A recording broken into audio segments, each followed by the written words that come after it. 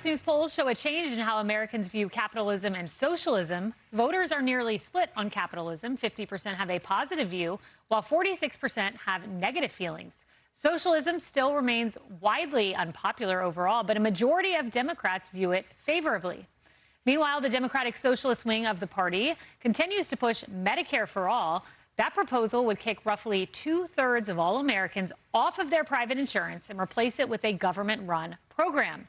Opponents point to the hefty price tag, and recent estimates show it could cost trillions in extra government spending every year. That means tens of thousands more dollars coming out of taxpayers' wallets.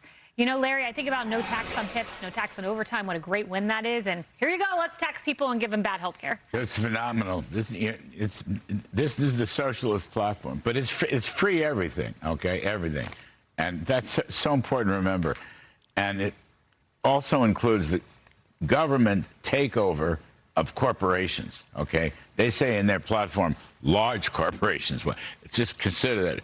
Once you go down that road, it's like it really is like Stalin in the 1930s and the 1940s, taking over all that. Yes, of course, it would cost a fortune, and they're going to try to tax all manner of wealth and income to get there.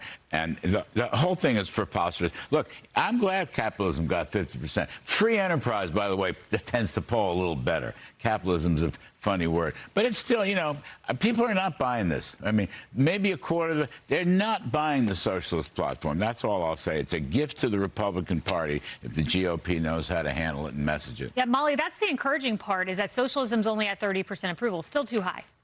Way too high. I mean, when you look at the history of what socialism has accomplished, people should not be looking to it for answers about what plagued younger generations and their inability to buy homes or form families or get jobs. There are things that we need to do to make sure that free enterprise succeeds in this country, including getting a handle on mass, uncontrolled, illegal immigration, which has done so much to hurt young people's ability to get a job. But socialism creates this kind of death spiral. You start going down the road, and then a lot of people think the only way through the problems it causes is to go heavier down the road. You think about when Obamacare happened, which socialized, or it took over some of the private insurance market. It's been, just objectively speaking, a failure.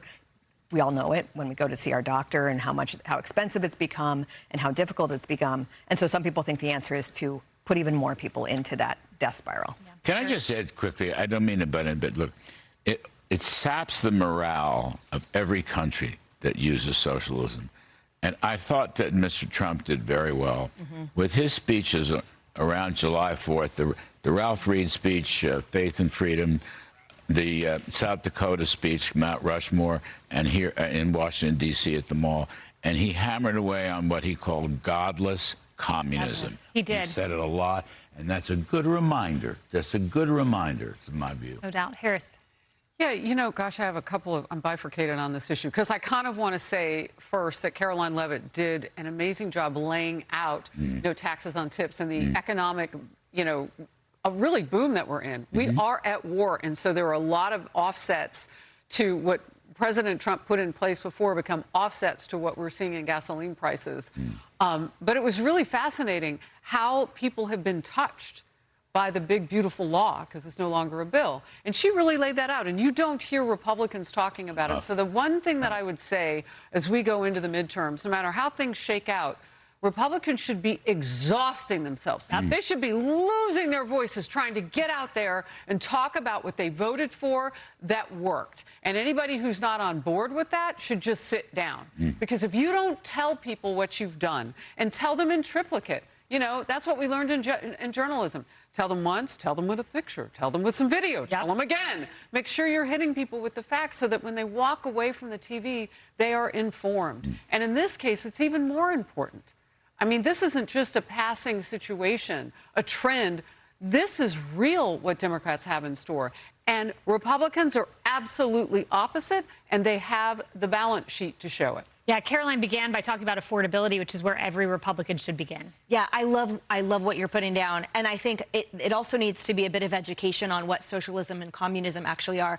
I think those percentages are inflated because people are uneducated, those people who think it's awesome, as to what it actually means. It's just like the people running around here with signs that say Trump is a fascist and cannot define the word fascism. Or spell it. Correct, or know what it really means historically. So especially these youth who think it just means free buses have zero idea what it actually insidiously represents. And the Medicare for all, the disaster it is, to your point about educating what that means. I mean, right now, if a corporation, if a small business, if a laboratory declines to bill, for example, a patient because the act of billing, stamps, postage, overhead, et cetera, is actually more expensive than what they would get back, that is considered fraud.